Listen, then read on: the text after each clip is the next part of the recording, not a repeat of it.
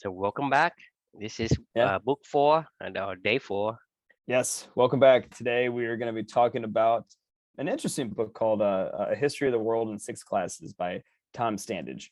Tom Standage goes through how culture has been influenced with key drinks such as wine, beer, Coca Cola, tea, coffee, and spirits over the course of 1,000 years, or basically since humans and civilization have started. It talks about just how critical and how important these drinks have been to our lives. Beer is one of the first things that we ever drank. It was actually a huge source of calories and a great way to transport liquid. And a lot of these things developed because I learned because water was so unsafe to drink. A lot of bacteria in it made us sick, and these were fermentations with alcohol, and things like coffee and tea were ways for us to consume liquids, get calories, and different things to help keep us safe and protected, and something to drink, and keep our minds right.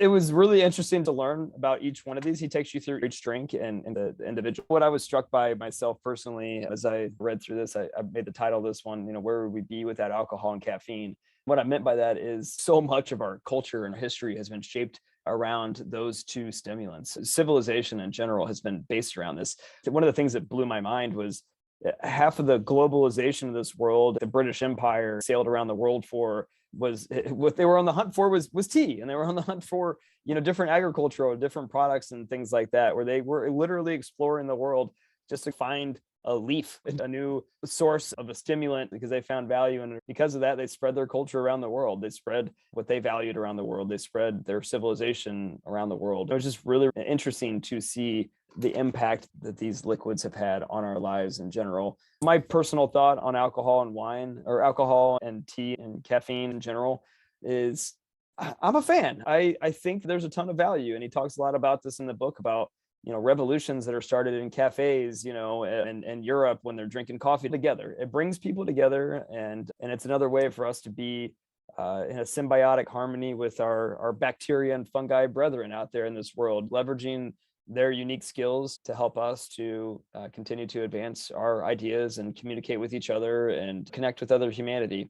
Obviously, there's some bad sides of alcohol and caffeine as well. I think my overall reflection with this is kind of everything in moderation, really. As long as we're always staying balanced and trying to leverage what's out there in this world, it's pretty amazing the history of alcohol and fermentation and what we've done and how it's helped to shape the world. I'll turn it over to you. That was my overall thoughts on this one. This is an interesting book. It was kind of a weird one. I found it, stumbled upon it. I'm glad I checked it out though. Yeah, so for me, it's not a book that I've read, had interest in reading. But for my take on what you just said, we are shaped by caffeine. We are basically ingrained. Our society and our culture is ingrained in having these I guess extract of whatever this is for us, and we essentially have been domesticated by them. They make us who we are. I think it has a practical use just because back in the old days, people don't know if some kind of liquid water is safe to drink, so they would actually ferment. And so that, without that, we probably be totally completely a different species by now, because Yeah. either I don't exist or you don't exist, or our kind of gene don't exist, just because we probably get killed off by the bacteria. So it does has that kind of a, I guess, the benefit to humanity in that sense. But at the same time, because of it's being ingrained into society in our culture, we conditions to gather, drink, some beer, some wine, some coffee, tea, whatnot, and that's what make us connect. And I think that should shape us as well. So there's multiple layers to what this thing has done for us as humanity. Um, but I think there is the time for us to maybe move on to something new, because there are the negative side to alcohol, negative side to caffeine. One of the reasons why I've had been an avid drinker, I drink 8 to 10 glasses of coffee, and a cup of coffee a day, until I'm about 40 years old. And I read this book called Why We Sleep, and then I suddenly quit caffeine, because there is so much that I'm become dependent on this thing that I just be useless without. And so Right. we are enslaved to these things. So these things that actually make us us, but at the same time, it's not all good. Let Yeah. people, if they enjoy it, that's fine. But if they don't enjoy it and they drink it for whatever other reason, I think the book Why We Sleep kind of shed a new light for me in terms of alcohol and caffeine. Yeah, I totally hear you on that. That's why I wrote everything in moderation is really important. Like the ancient Greeks, they talked about they used to have these like little gatherings that they would, spout their philosophy started in Greece, and it started around wine. I mean, like Mhm. our spoken word ideas in our society now were built around wine, but they actually watered down their wine. I didn't know that. I learned that in this book. Like they knew that there was this fine balancing act between, Mhm. going too far and using the benefits of alcohol. It just all comes down to balance and, everything in moderation. It's stuff that we talk about all the time. Mhm. That's our mission in Club and E, right? Yeah. Is to stay balanced. There's nothing wrong. As a matter of fact, another book that I read down the road that we're going to talk about is called Cooked by Michael Pollan. It's about a history of transformations in the world Mhm. through cooking. One of the topics he goes through is fermentation. Fermentation is like the coolest thing ever. I mean, fungi just doing their jobs. That's a part of nature's balance. Where would we be without fermentation as a species? It makes food Right. transportable, makes us digest it faster and be able to get the energy that we need to do what we need to do. To your point, you've talked a lot in our conversations about bacteria and being like we're just one big colony walking around, right? This is just another way for us to use the symbiosis of the universe to better ourselves, and who knows, Yes. maybe language helping when they were having a glass of wine. I don't know. I mean, but either way, it's definitely been a better thing for this world than it's been a worse thing, I think. But Yes, I I do don't agree I with you. don't disagree with that statement. The only thing I want to add to it is caution. Don't be enslaved to it. Enjoy the caffeine, enjoy the alcohol moderately, just so that you get the benefit, but don't, because a lot of time, like I said, when I was drinking heavily the caffeine, when there's no caffeine, I am a useless person. I am dependent on it. We need to be interdependent and not dependent on something that Right. we are a slave to. We will do anything to get it, and Yeah. it becomes, it Out kind of of bounds. Yeah. curtail our creativity, right? And Yeah. benefits that we got from it basically gets, ruled out just because we did something stupid or something that we we should have done, Right. especially with When you alcohol.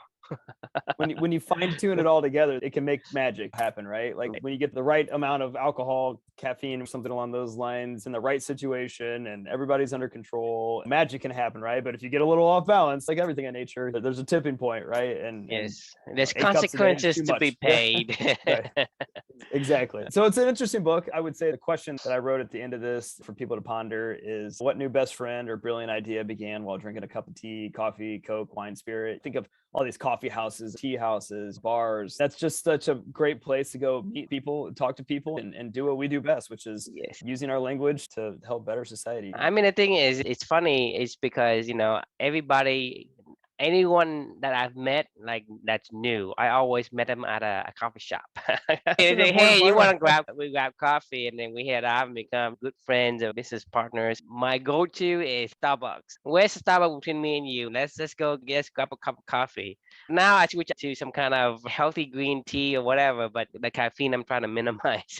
Right, right. Howard Schultz used to call Starbucks his mission or purpose to create that third space. It's Mm. not your home, it's not the office, but it's this third space. And that third space is really alcohol and caffeine. That's the third space of our existence. It's not alcohol, it's caffeine. And those two duo, and the world just revolve around it. If you think about how we operate, everybody, doesn't matter where you come from, what country you come from, they would enjoy some kind of alcohol or a cup of caffeinated liquid, and I they know mean, them and they want them.